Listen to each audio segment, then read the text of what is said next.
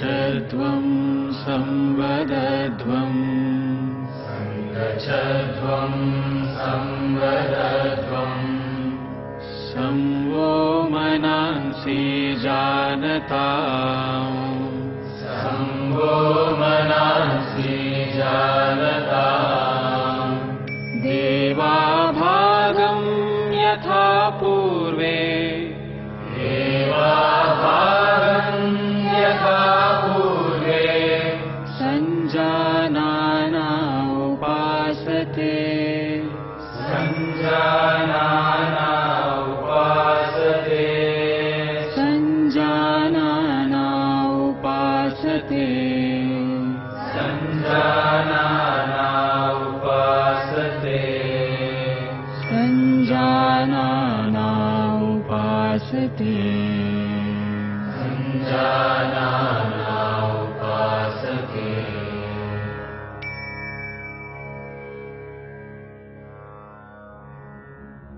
योग की दुनिया में आपका स्वागत है। आइए अब हम योग साधना का अभ्यास चालन क्रियाओं यानी शिथिलता अभ्यासों से करते हैं, जो शरीर में सूक्ष्म रूप से रक्त संचार को बढ़ाते हैं। गर्दन का व्यायाम, गर्दन को आगे और पीछे झुकाना। सचेत मुद्रा में खड़े हों। पैरों को आरामदायक स्थिति में फैलाएं तथा हाथों को कमर पर रखें। सांस छोड़ें तथा सिर को धीरे धीरे आगे की ओर झुकाएं और थोड़ी को छाती से स्पर्श कराने का प्रयास करें। सांस भीतर लें तथा सिर को उतना पीछे ले जाएं जितना आराम से जा सके और सांस भीतर लिए हुए सिर को वापस आगे लाएं। गर्दन को बाहिनी तथा दाहिनी ओर झुकाना। सांस छोड़ें तथा सिर को धीरे धीरे दाहिनी तरफ झुकाएं। कान को कंधे के उतना अधिक निकट ले जाएं जितना संभव हो। सांस भीतर लें तथा सिर को सामान्य स्थिति में लाएं। सांस छोड़ें तथा सिर को बाईं तरफ झुकाएं। सांस भीतर लें तथा सिर को वापस सामान्य स्थिति में लाएं। दाहिनी और बाहिनी ओर घुमाना। सांस छोड़ें तथा सिर आराम से दाहिनी तरफ इतना घुमाएं कि थोड़ी कंधे की सीध में आ जाए। सांस भीतर लें तथा सिर को वापस सामान्य स्थिति में लाएं। सांस छोड़ें तथा सिर को बाईं तरफ घुमाएं। सांस भीतर लें तथा सिर को वापस सामान्य स्थिति में लाएं। गर्दन को घुमाना। सिर को आगे की ओर झुकाकर थोड़ी को छाती से स्पर्श कराने का प्रयास करें। सांस भीतर लें तथा सिर को घड़ी की सुइयों की दिशा में घुमाएं। सिर नीचे की ओर जाते समय सांस छोड़ें। सिर को घड़ी की सुइयों की विपरीत दिशा में घुमाएं। गर्दन के चारों ओर खिंचाव, गर्दन के जोड़ों और मांसपेशियों के शिथिलन तथा गर्दन के तनाव के दूर होने की अनुभूति करें। गर्दन में दर्द और स्पॉन्डिलाइटिस की शिकायत वाले लोगों को यह व्यायाम आराम से करना चाहिए। स्कंद संचालन। दोनों पैर परस्पर मिले हुए हों। पैर से सिर तक के हिस्से को सीधा रखें। भुजाओं को बगल में रखें। श्वास खींचते हुए बगल से दोनों भुजाओं को अपने सिर से ऊपर उठाएं। हथेलियां ऊर्ध्व दिशा में हों। श्वास छोड़ते हुए दोनों भुजाओं को बगल में वापस ले आएं। जब हाथों को सिर से ऊपर उठाएं तो ध्यान रखें कि वे सिर को स्पर्श ना करें। इसी तरह जब हाथों को नीचे लेकर आएं तो इस बात का ध्यान रखें कि जांघों को वे स्पर्श ना करें। उंगलियों को मिलाते हुए दोनों हथेलियों को पूरी तरह खोलें।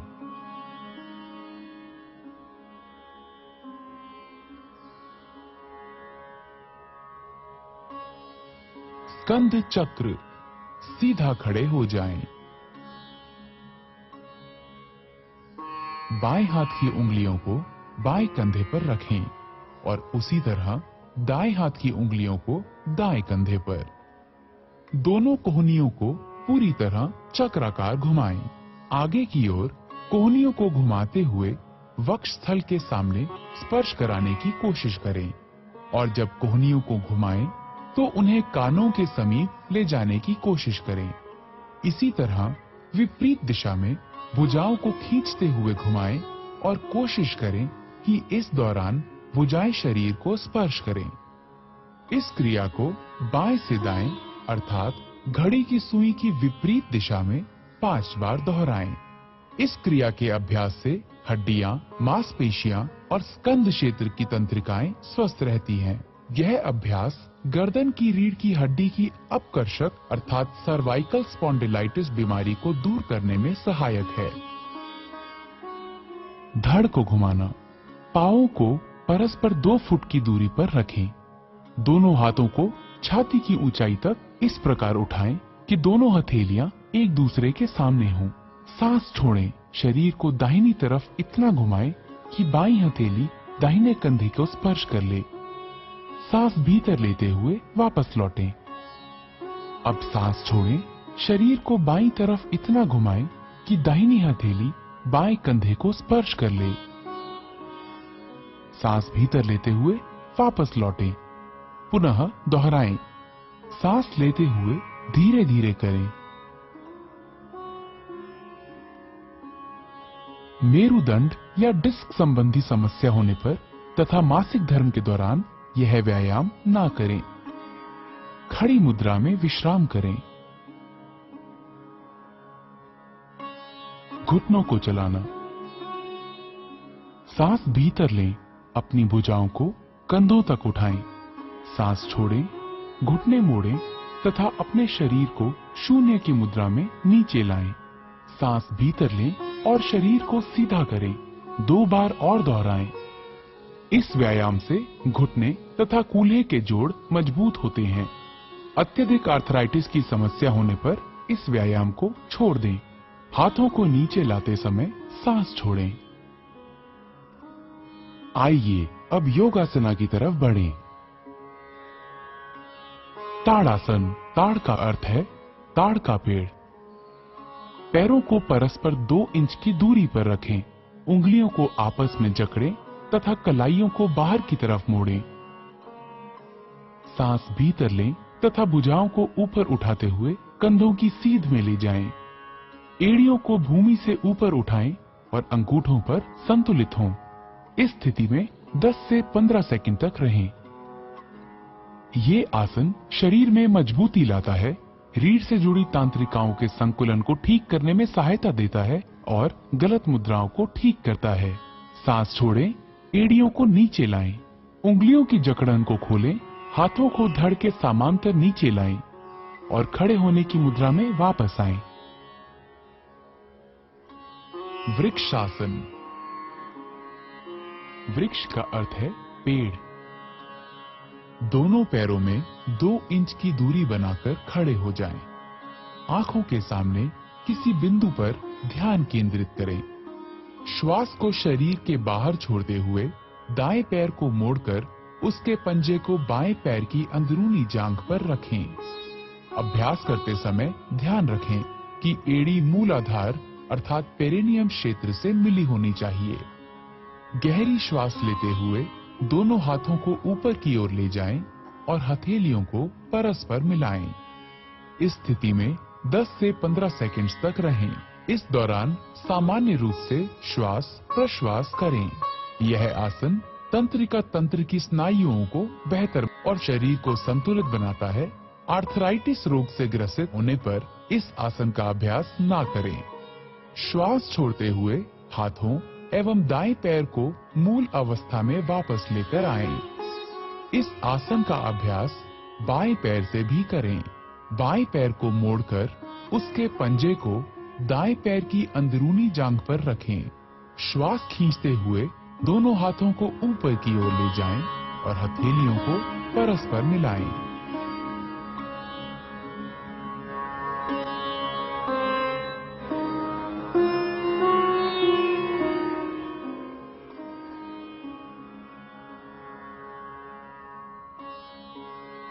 पादहस्तासना।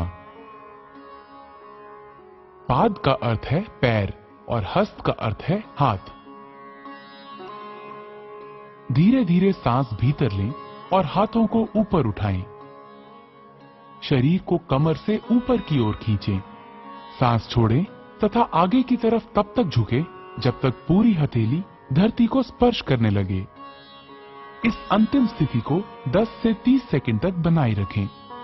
जिन लोगों को पीठ की अकड़न की समस्या हो, उन्हें अपनी क्षमता के अनुरूप ही झुकना चाहिए। अब सांस भीतर लें, धीरे धीरे सीधी स्थिति में आए और भुजाओं को सिर के ऊपर ले जाकर खींचें। सांस छोड़ें और धीरे धीरे प्रक्रियाओं को विपरीत क्रम में करते हुए प्रारंभिक स्थिति में आए। विश्राम करें। अर्ध चक्रासन। दोनों हाथों से कमर पर सहारा दें। सांस छोड़ें, सिर को पीछे झुकाएं, गर्दन की मांसपेशियों को खींचें तथा रीढ़ के निचले हिस्से से पीछे की ओर झुकें। सामान्य सांस लेते हुए विश्राम करें। इस स्थिति में 10 से 30 सेकंड तक रहें। अर्ध चक्रासन रीढ़ को लचीला बनाता है तथा मेरु तंत्रिकाओं को मजबूती प्रदान करता है। ये सांस लेने की क्षमता को बेहतर बनाता है। सांस भीतर लें, धीरे धीरे वापस आएं तथा विश्राम करें। उच्च रक्तचाप के रोगियों को सावधानी से झुकना चाहिए। त्रिकोणासन। त्रिकोण का अर्थ है त्रिभुज। पैरों को परस्पर आरामदायक दूरी पर रखकर खड़े हों। हाथों को धीरे धीरे किनारे से तब तक उठाएं जब तक वे क्षैतिज न हो जाएं। सांस छोड़ें, धीरे धीरे दाहिनी तरफ झुकें और दाहिने हाथ को दाहिने पैर के ठीक पीछे रखें। बाएं हाथ को दाहिने हाथ की सीध में खड़ा करें। सामान्य श्वास के साथ इस स्थिति में 10 से 30 सेकंड तक रहें। यह समतल पैर से बचाता है, पिंडलियों, जांघों तथा कमर की मांसपेशियों को मजबूती प्रदान करता है और मेरुदंड को लचीला बनाता है। सांस अंदर लेने के साथ ही धीरे धीरे वापस आएं। बाईं तरफ के लिए फिर दोहराएं। स्लिप डिस्क, साइटिका और उदर शल्य चिकित्सा के उपरांत यह आसन ना करें। अपनी शारीरिक सीमाओं से आगे ना जाएं।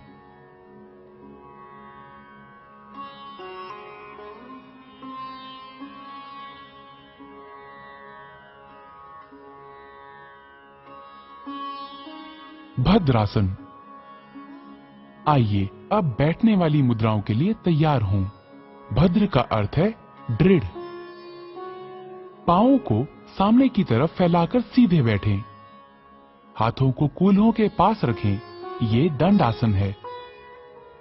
अब अपने पैरों के तलवों को एक साथ रखें। सांस छोड़ें और अपने हाथों को अपने पैरों के अंगूठों पर कसें। अपनी एड़ियों को जितना संभव हो उतना मूलाधार के पास लाएं। ये अंतिम स्थिति है। इस स्थिति में कुछ देर तक रहें।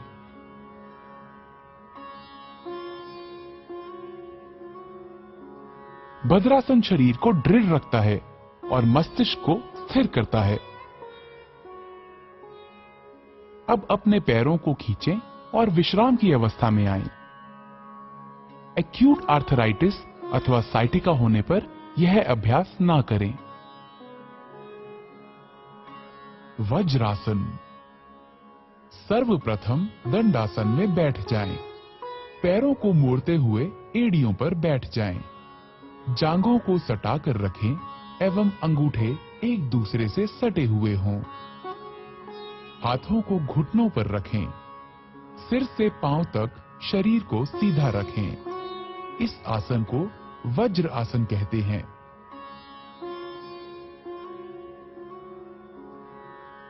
अर्ध उष्ट्रासन। सर्वप्रथम वज्रासन में बैठ जाएं। घुटनों के बल खड़े हो जाएं। हाथों को कमर पर इस प्रकार रखें कि अंगुलियां जमीन की ओर हों। कोहनियों एवं कंधों को समानांतर रखें। अब सिर को पीछे की तरफ झुकाते हुए ग्रीवा की मांसपेशियों को खींचें। श्वास को अंदर खींचते हुए धड़ को जितना संभव हो सके उतना झुकाएं। श्वास बाहर छोड़ते हुए इस स्थिति में शिथिल हो जाएं। सामान्य रूप से श्वास प्रश्वास करते हुए इस स्थिति में 10 से 30 सेकंड तक रुकें। इस योगाभ्यास से पीठ और गर्दन की मांसपेशियां मजबूत होती हैं। कब्ज एवं पीठ दर्द से मुक्ति मिलती है। श्वास खींचते हुए वापस वज्रासन में बैठ जाएं। शिथिल हो जाएं। उष्ट्रासन। वज्रासन में बैठ जाएं। घुटनों को जमीन पर टिकाते हुए अपने दोनों पैरों की जांघ और पंजों को आपस में मिला लीजिए। घुटनों और पंजों के बीच कुछ इंचों की दूरी रखते हुए घुटनों के बल खड़े हो जाएं। श्वास खींचते हुए धीरे से पीछे की ओर झुकें। धीरे धीरे दाहिने हाथ से दाहिनी एड़ी और बाएं हाथ से बाईं एड़ी को पकड़ने का प्रयास करें। इस बात का ध्यान रखें कि पीछे झुकते समय गर्दन को झटका ना लगे। उष्ट्रासन दृष्टिकोण में अत्यंत लाभदायक है। यह पीठ एवं गर्दन के दर्द से आराम दिलाता है। यह उदर एवं नितंब की वसा को कम करने में सहायक है। उच्च रक्तचाप, हृदय रोगी व हर्निया के मरीजों को यह आसन नहीं करना चाहिए। श्वास खींचते हुए पुनः वज्रासन में बैठ जाएं। शिथिल अवस्था में आ जाएं। शशांकासन। शशांक का अर्थ है शशक या खरगोश। दोनों घुटनों को दूर फैलाएं जबकि अंगूठों को परस्पर स्पर्श करने दें। हथेलियों को घुटनों के बीच रखें। सांस छोड़ें और उन्हें धीरे धीरे पूरी लंबाई में खींचें। आगे झुकें और थोड़ी को भूमि पर रखें। भुजाओं को समांतर रखें। सामने देखें और मुद्रा को बनाए रखें। यह तनाव और गुस्से को कम करने में सहायक है। सांस भीतर खींचें और उठें। सांस छोड़ें और वज्रासन में वापस आएं। अपने पैरों को वापस विश्रामासन में लाएं। ऑस्टियोआर्थराइटिस के रोगियों को यह सावधानी के साथ करना चाहिए।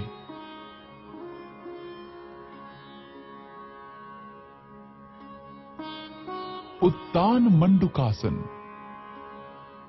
इस आसन में शरीर की स्थिति ऊर्ध्वमुखी मेंढक जैसी हो जाती है। वज्रासन में बैठ जाएं। अंगूठों को सटाते हुए दोनों घुटनों को अधिक से अधिक फैलाएं। श्वास खींचते हुए अपने हाथों को ऊपर उठाएं। सिर के पीछे से दोनों हाथों को मोड़ें और हथेलियों को विपरीत कंधों पर रखें। अपनी पीठ और गर्दन को सीधा रखें और थोड़ी देर इसी स्थिति में बने रहें। यह आसन पीठ दर्द और ग्रीवा दर्द की तकलीफ से छुटकारा दिलाने में सहायक है। यह आसन शरीर के मध्य पट के लिए लाभदायक है। यह फेफड़े की कार्य क्षमता में वृद्धि करता है। घुटनों व जोड़ों के दर्द से पीड़ित व्यक्तियों को इस आसन से परहेज करना चाहिए। वापसी में श्वास खींचते हुए दोनों हाथों को धीरे धीरे सीधा करें और वापस ले आएं।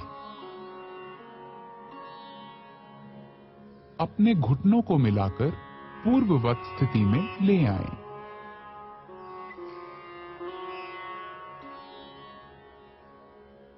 वक्रासन। वक्र का अर्थ है टेढ़ा या मुड़ा हुआ। दाहिनी टांग को मोड़ें और दाहिने पैर को बाएं घुटने के साथ रखें। बाईं भुजा को दाहिने घुटने पर लपेटें और हथेली को दाहिने पैर के पास रखें। सांस छोड़ें। शरीर तथा गर्दन को दाहिनी तरफ मोड़ें। इस मुद्रा में आराम से रहें। अपना सर पीछे घुमाएं। सांस छोड़ते हुए अपने हाथ बाहर निकालें। पैरों को सीधा फैलाएं। अब वापस आएं और विश्राम आसन में विश्राम करें। यह आसन मेरुदंड के लचीलेपन को बढ़ाता है। यह कब्ज तथा अपच दूर करने और मधुमेह के प्रबंधन में सहायक है। इसे दूसरी तरफ के लिए दोहराएं।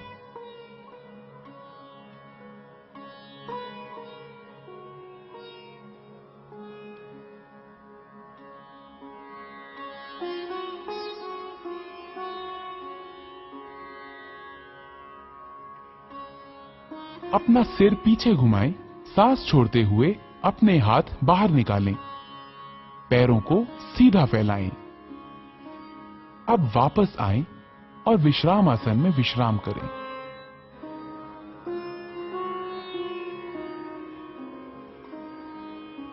मकर आसन। मकर का अर्थ है मगरमच्छ। पेट के बल इस प्रकार लेट जाएं कि टांगे एक दूसरे से दूर हों तथा पैर बाहर की ओर हों।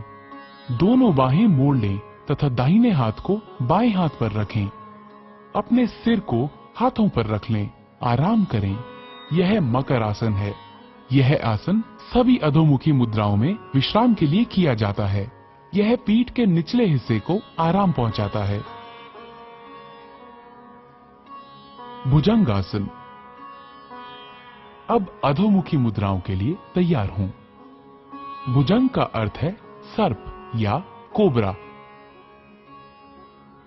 पेट के बल लेट जाएं, सिर को हाथों पर रखें और शरीर को आराम से रहने दें।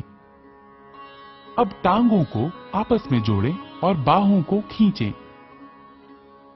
माथे को भूमि पर रखें।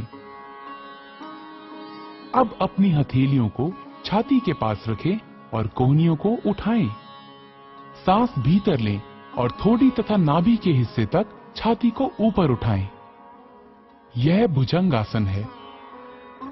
यह आसन तनाव के प्रबंधन के लिए सर्वोत्तम है। यह पीठ दर्द तथा श्वास संबंधी समस्याओं से निपटने में सहायक है। सांस छोड़ें।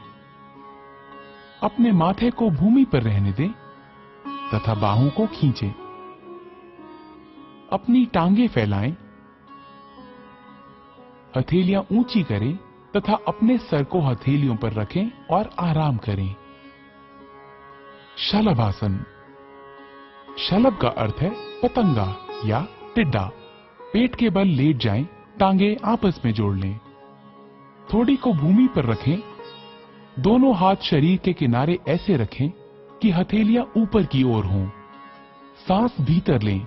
अपनी टांगों को भूमि से उतना ऊपर उठाएं जितना आप बिना घुटनों को मोड़े हुए उठा सकें। बाहों और टांगों को इस तरह फैलाएं कि शरीर आसानी से भूमि से ऊपर उठ जाए। इस स्थिति में आराम से रहें। यह आसन साइटिका तथा पीठ के निचले हिस्से के दर्द में राहत देता है। यह कूल्हे की मांसपेशियों को आकार देता है। अब सांस छोड़ें। टांगों को नीचे भूमि की ओर ले आएं। अपनी बाहें निकालें और भूमि पर विश्राम करें। हृदय रोगियों को यह मुद्रा नहीं करनी चाहिए। सेतु बंधासन।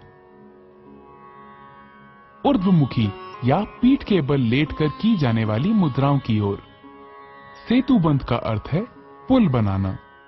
टांगों को आपस में जोड़ें। बाहों को शरीर के किनारे रखें। दोनों टांगों को घुटनों पर मोड़ें और एड़ियों को नितंबों के पास ले जाएं। दोनों एड़ियों को कसकर पकड़ें। सांस भीतर लें। धीरे धीरे नितंबों तथा धड़ को पुल बनाने के लिए उतना ऊंचा उठाएं जितना आप उठा सकते हैं। आराम से रहें। यही अंतिम मुद्रा है। यह आसन अवसाद तथा व्यग्रता से मुक्ति देता है। ये पीठ के निचले हिस्से की मांसपेशियों को मजबूत बनाता है। अब सांस छोड़ें। धीरे धीरे मूल स्थिति में आएं और विश्राम करें। पीठ के बल लेट जाएं। कृपया ध्यान रखें, गर्भावस्था के बाद की तिमाहियों वाली महिलाएं इस आसन का प्रयोग ना करें। उत्तान पादासन। इस आसन में पीठ के बल लेटकर पैरों को ऊपर उठाया जाता है। इसी कारण इस आसन का नामकरण उत्तान पाद आसन हुआ है। जमीन पर आराम से पीठ के बल लेट जाएं। पैरों की स्थिति सीधी हो और हाथों को बगल में रखें। श्वास लेते हुए घुटनों को बिना मोड़े धीरे धीरे अपने दोनों पैरों को ऊपर उठाएं और 30 डिग्री का कोण बनाएं। सामान्य रूप से श्वास प्रश्वास करते हुए इस अवस्था में कुछ देर बने रहें। श्वास छोड़ते हुए धीरे धीरे अपने दोनों पैरों को नीचे लाएं और जमीन पर रखें। यह आसन नाभि केंद्र अर्थात नाभि मणि चक्र में संतुलन स्थापित करता है। अर्ध हल आसन। इस आसन में शरीर की स्थिति खेतों की जुताई करने वाले भारतीय हल की अर्ध आकृति जैसी हो जाती है। इसी कारण इसका नाम हल आसन पड़ा है। पीठ के बल लेट जाएं। दोनों हाथ जांघों के बगल में रखें और हथेलियां जमीन पर टिका दें। घुटनों को बिना मोड़े अपने पैरों को धीरे धीरे ऊपर उठाएं। सर्वप्रथम अपने पैरों को 30 डिग्री तक उठाएं। तत्पश्चात 60 डिग्री का कोण बनाएं। अब धीरे धीरे पैरों को 90 डिग्री के कोण की स्थिति में ले आएं।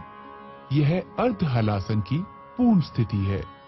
इस अवस्था में शरीर की स्थिति नितंब से कंधे तक सीधी होनी चाहिए। धीरे धीरे अपने पैरों को वापस जमीन पर लाएं। ध्यान रहे वापसी की स्थिति में सिर जमीन से ऊपर ना उठे। यह आसन गहरे तनाव से ग्रस्त व्यक्तियों के लिए अत्यंत लाभदायक है, परंतु उन्हें बड़ी सावधानी पूर्वक यह आसन करना चाहिए। पीठ के निचले हिस्से के दर्द से पीड़ित व्यक्तियों को दोनों पैरों के साथ इस आसन को नहीं करना चाहिए। पवन मुक्त आसन। दोनों घुटने मोड़ें तथा जांघों को छाती के पास लाएं।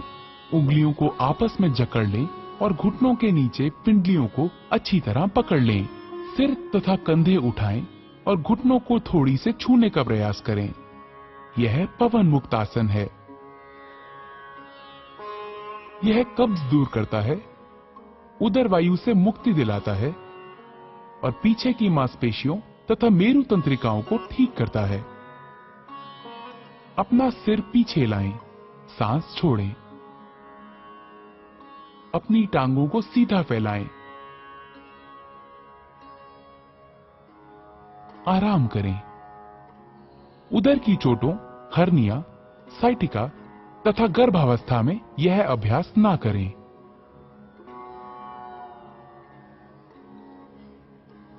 शवासन। शव का अर्थ है मृत शरीर। यह आसन संपूर्ण विश्राम के लिए किया जाता है।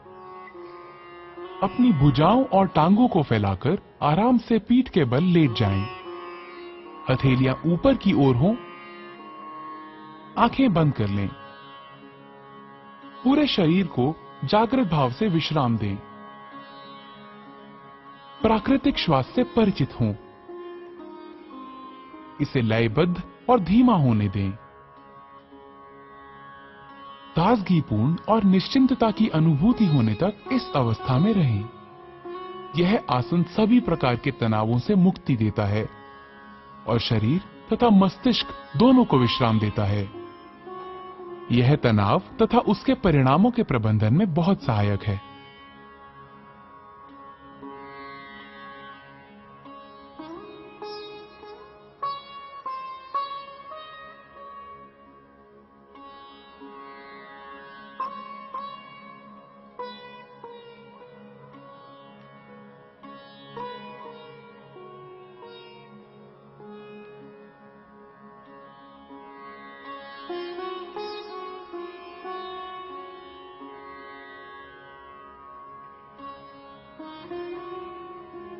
कपालभाति।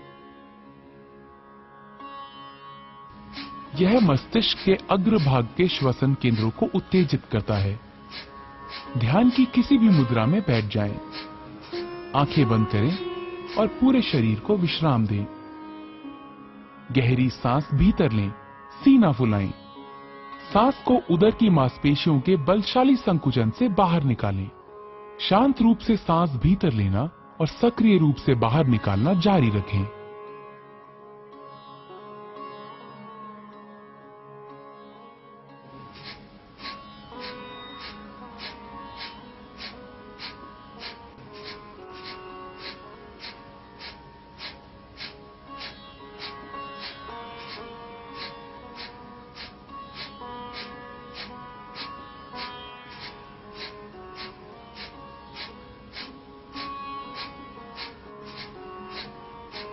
फिर एक गहरी सांस लें, धीरे धीरे बाहर निकालें और विश्राम लें। इस प्रक्रिया को 30 बार करें। यह कपालभाति का एक चक्र है। प्रत्येक चक्र के अंत में गहरी सांस लेनी चाहिए। अब 2 चक्र और करें।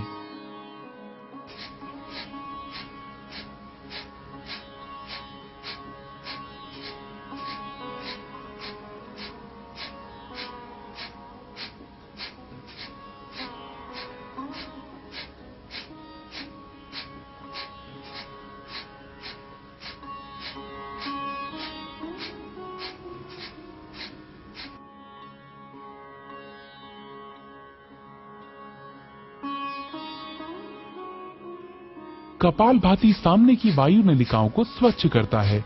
इससे कफ संबंधी समस्याओं के निदान में सहायता मिलती है। यह ठंड, राइनाइटिस, साइनोसाइटिस, अस्थमा तथा श्वास संबंधी रोगों के उपचार में सहायक है।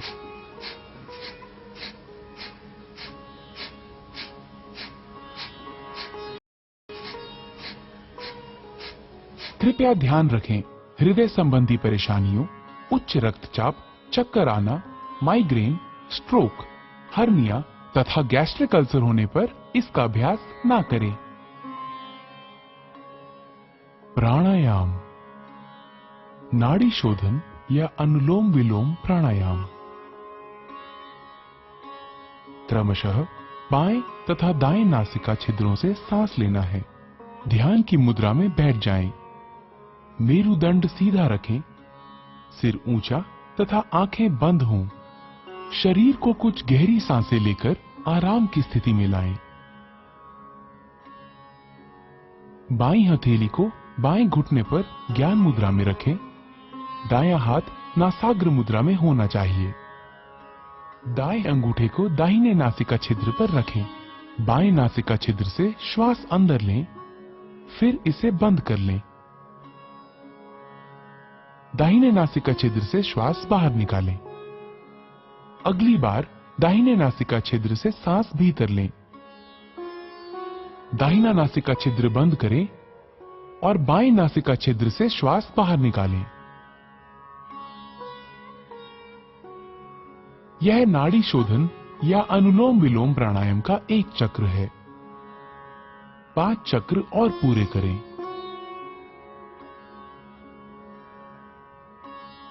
जो अनुलोम विलोम प्राणायाम प्रारंभ करने वाले नए लोग हैं, उनके लिए श्वास अंदर खींचने और बाहर करने का समय समान होना चाहिए।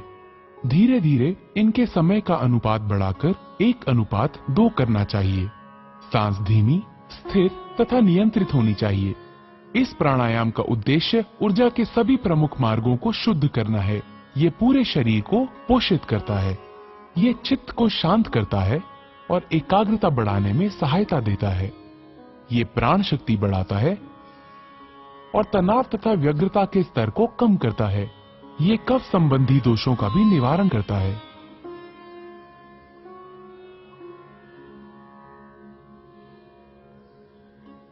शीतली प्राणायाम। शीत का अर्थ है ठंडा। यह प्राणायाम साधक के चित्त को शांत करता है और मन की व्याग्रता को दूर करता है। शीतली प्राणायाम अपने नाम के अनुरूप शरीर और मन को शांति प्रदान करता है। पद्मासन अथवा किसी भी आरामदायक आसन में बैठ जाएं। अंजलि मुद्रा अथवा ज्ञान मुद्रा की अवस्था में अपने हाथों को घुटनों पर रख लें।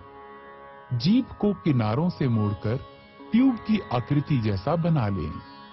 इस ट्यूब नुमा जीभ से सांस लेते हुए जितना हो सके वायु को फेफड़ों में भरें और मुंह बंद कर लें और दोनों नासिका रंध्रों से धीरे धीरे श्वास छोड़ें। शीतली प्राणायाम रक्त को शुद्ध करता है।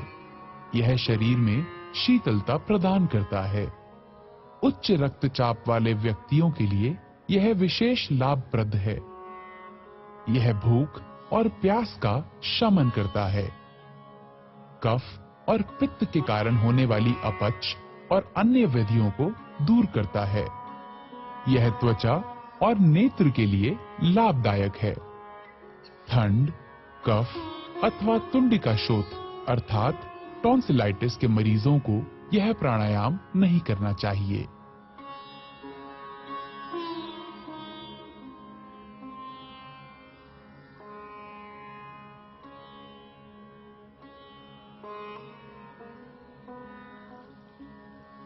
भ्रामरी प्राणायाम।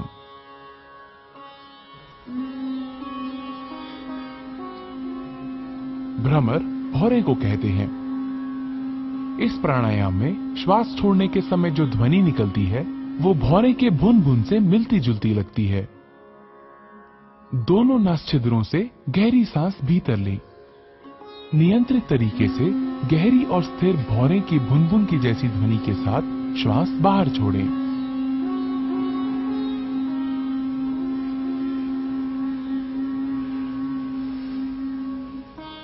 यह भ्रामरी प्राणायाम का एक चक्र है। 2 बार और दोहराएं।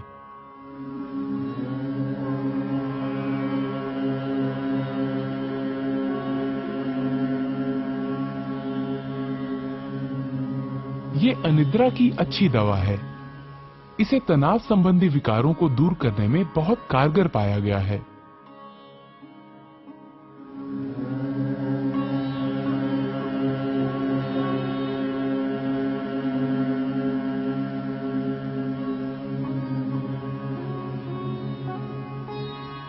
अब भ्रामरी को षण्मुखी मुद्रा में करें। अपने कानों को अंगूठों से बंद कर लें। अब तर्जनी को अपनी आंख पर, मध्यमा को नासापुटों पर तथा अनामिका और कनिष्ठिका उंगलियों को अपने होठों पर रखें। अपनी नाक खोलें और दोनों छिद्रों से श्वास भीतर लें। नियंत्रित गति से धीरे धीरे भौरे की भुनभुन सी आवाज करते हुए श्वास छोड़ें।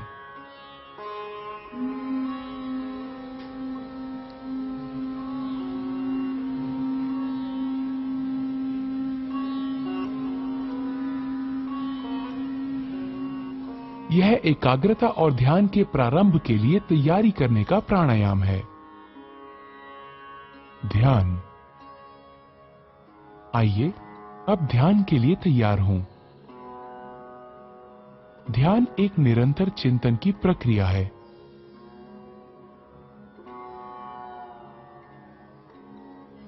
ध्यान की किसी भी मुद्रा में बैठें। अपने मेरुदंड को आरामदायक स्थिति में सीधा रखें। ज्ञान मुद्रा ग्रहण करें। अपनी हथेलियों को जांघों पर ऊपर की तरफ को रखें। भुजाएं और कंधे ढीले और आराम की स्थिति में होने चाहिए। अपनी आंखें बंद कर लें और चेहरे को हल्का सा ऊपर उठाकर बैठ जाएं। आपको एकाग्र होने की आवश्यकता नहीं है, वरन केवल अपनी दोनों भौहों के बीच हल्का ध्यान दें और अपनी सांसों के प्रति जागरूक हों। ध्यान मस्तिष्क को शांत और आनंदमय रखता है। ये एकाग्रता, स्मृति, विचारों की स्पष्टता तथा इच्छा शक्ति को बढ़ाता है। ये पूरे शरीर और मस्तिष्क को सही तरह से आराम देकर उसे पुनः चैतन्य कर देता है। ये सकारात्मक भाव जगाने में सहायक है। ध्यान हमें आत्मानुभूति की दिशा में आगे बढ़ाता है। ध्यान की स्थिति में बने रहें।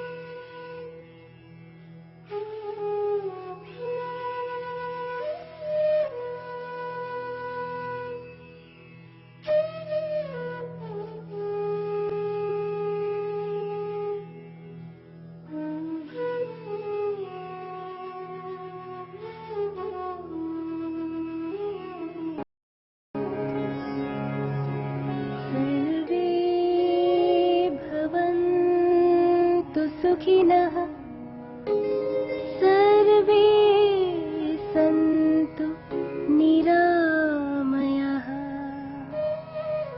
सर्वे भद्राणि पश्यन्तु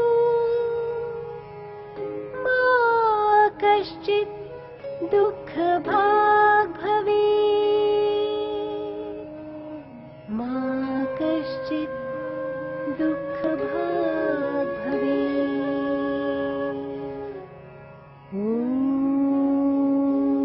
शान्ति शान्ति।